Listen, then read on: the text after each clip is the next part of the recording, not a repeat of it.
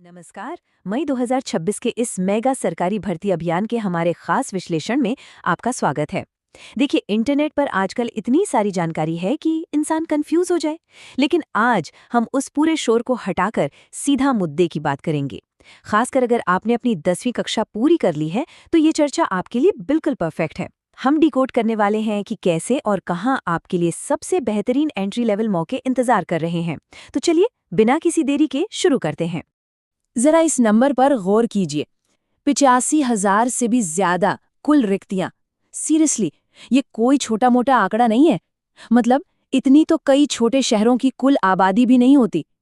इतनी बड़ी संख्या में सरकारी पदों का एक साथ आना अपने आप में एक ऐतिहासिक बात है।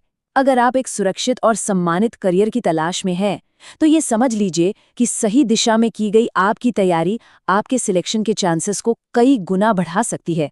और इस पूरे अभियान की सबसे अच्छी बात क्या है, वो ये कि ये किसी एक शहर या राज्य तक सीमित नहीं है। सोच के मुताबिक ये पूरी तरह से ऑल इंडिया स्तर पर है। इसका सीधा सा मतलब ये हुआ कि आप देश के किसी भी कोने में बैठे हों, आप इन पदों के लिए बेझिझक अप्लाई कर सकते हैं। भौगोलिक सीमाएं अब कोई रुकावट नहीं है। और हाँ, ये पूरी तरह से समावेशी है, यानी महिला और पुरुष दोनों के लिए समान रूप से शानदार मौके हैं। तो आज की इस चर्चा को हमने बहुत ही आसान हिस्सों में बांटा है। सबसे पहले हम 2026 के इस मेगा भर्ती अभियान के विजन को समझेंगे। फिर हम बात करेंगे डाक विभाग और स्वास्थ्य विभाग में मिलने वाले मौकों की।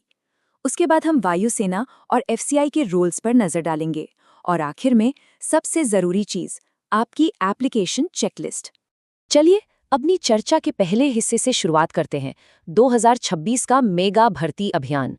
हमारा मेन फोकस ये समझना है कि 10वीं पास कैंडिडेट्स के लिए इस विशाल समंदर में सही विकल्प आखिर है कहाँ। अब जब हम डेटा को देखते हैं तो ये साफ तौर पर दो अलग अलग रास्ते दिखाता है।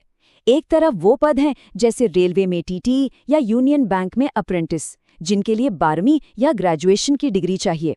लेकिन हमारा पूरा फोकस दूसरी तरफ है, उन विभागों पर जहां आपकी 10वीं की मार्कशीट ही आपकी सबसे बड़ी चाबी है। डाकघर, स्वास्थ्य विभाग, वायुसेना और एफसीआई। यकीन मानिए, यहीं पर 10वीं पास युवाओं के लिए प्रवेश स्तर के सबसे जबरदस्त मौके छिपे हुए हैं। तो इसी कड़ी में अब हम आगे बढ़ते हैं अपनी चर्चा के दूसरे हिस्से की तरफ, जो कि है डाक विभाग। इसे आप सरकारी नौकरी का एक बहुत ही विशाल प्रवेश द्वार कह सकते हैं। अब देखिए, जो बात सबसे ज्यादा हैरान करने वाली है वो ये आंकड़ा है। कुल 85,000 में से सीधे सीधे 50,000 पद, जी हाँ, लगभग 50,000 पद अकेले भारतीय डाक विभाग के पास है। ये नंबर वाकई में चौंका देने वाला है। ये बिल्कुल साफ कर देता है कि इस पूरे रिक्रूटमेंट ड्राइव का जो सेंटर ऑफ अट्रैक्शन है वो डाक विभाग है। 10वीं पास युवाओं के लिए इससे आसान और सुलभ रास्ता शायद ही कोई और हो।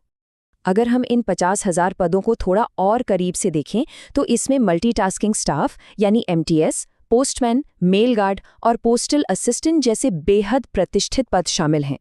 और सबसे कमाल की बात क्या है, चाहे कोई ग्रेजुएट हो या 12वीं पास, लेकिन 10वीं पास कैंडिडेट भी इन पदों के लिए पूरी तरह से एलिजिबल हैं।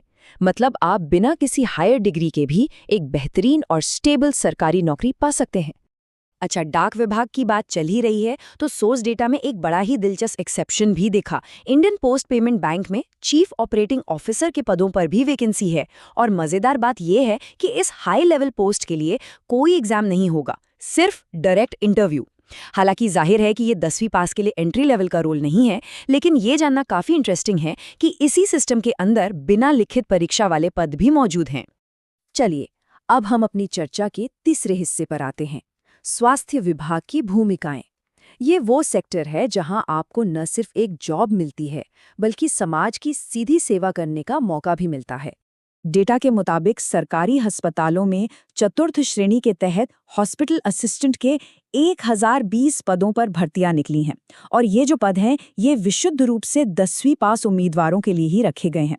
लेकिन यहाँ एक चीज जिस पर आपको बिल्कुल अभी ध्यान देना चाहिए, वो है इसकी डेडलाइन। अप्लाई करने की आखिरी तारीख 21 मई है। तो इस डेट को तो आप अभी के अभी मार्क कर लीजिए, ताकि ये शानदार मौका हाथ से ना निकल जाए।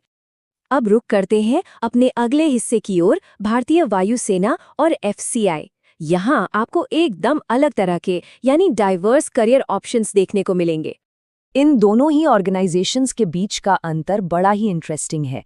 एक तरफ हमारी भारतीय वायुसेना है, जहां लोअर डिवीजन क्लर्क, टाइपिस्ट और ड्राइवर जैसे 47 खास पदों पर वैकेंसी हैं। इसकी डेडलाइन 1 जून है और सबसे अच्छी बात, इसकी एप्लीकेशन पूरी तरह से फ्री है, कोई फीस नहीं। वहीं दूसरी तरफ भारतीय खाद्य निगम यानी FCI है, जहां हेल्पर और वॉचमैन जैसे पदों का पूरा अंबार लगा है। 35,000 से भी ज्यादा पद, और यहां भी न्यूनतम योग्यता सिर्फ 10वीं पास है। तो आप देख सकते हैं कि सिर्फ 10वीं की बेसिस पर आपके सामने कितने अलग-अलग और बेहतरीन रास्ते खुले हुए हैं। तो अब जब हमने इतने सारे मौकों के बारे में जान लिया है, तो आते हैं अपने अंतिम और सबसे जरूरी हिस्से पर, एप्लीकेशन चेकलिस्ट। क्योंकि मौका चाहे कितना भी बड़ा हो, सही तैयारी के बिना अधूरा है।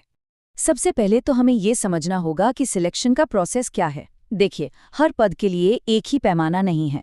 कुछ रोल्स के लिए आपको बाकायदा एग्जाम से गुजरना होगा, जैसे computer based test, skill test या फिर फिजिकल और मेडिकल टेस्ट। लेकिन दूसरी तरफ कुछ पद ऐसे भी हैं जहां बिना किसी एग्जाम के डायरेक्ट रिक्रूटमेंट होगी। तो ये बहुत ज़रूरी है कि आप जिस भी पद के लिए अप्लाई कर रहे हैं, उसके प्रोसेस को एकदम क्लियरली समझ लें।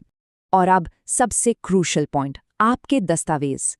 लास्ट मिनट की उस अफरा तफरी और पैनिक से बचने के लिए आपको अपनी एक फाइल पहले से रेडी रखनी है। इस चेकलिस्ट में क्या क्या है? आपकी एक साफ रीसेंट फोटोग्राफ, आपके स्कैन किए गए सिग्नेचर, आपकी 10वीं की मार्कशीट जो कि आपकी योग्यता का सबसे बड़ा सबूत है, और एक वैलिड सरकारी ID प्रूफ। याद रखिए, एक भी गलत या मिसिंग डॉक्यूमेंट आपकी पूरी एप्लीकेशन को रिजेक्ट करवा सकता है, तो इसे बिल्कुल भी हल्के में मत लीजिएगा। तो कुल मिलाकर बात यह है कि सही जानकारी और थोड़ी सी स्मार्ट तैयारी के साथ 10वीं पास युवाओं के लिए ये भर्ती अभियान एक बहुत बड़ा गेम चेंजर साबित हो सकता है।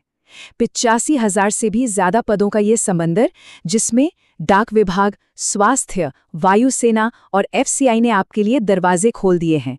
मई 2026 हमारे देश के पब्लिक सेक्टर में एक गजब का बदलाव लाने वाला है। इतने सारे एंट्री लेवल मौके एक साथ, तो अंत में ये सोचने वाली बात है कि इन 85,000 मौकों में से वो कौन सा सरकारी सेवा मार्ग होगा जो भारत के कार्यबल की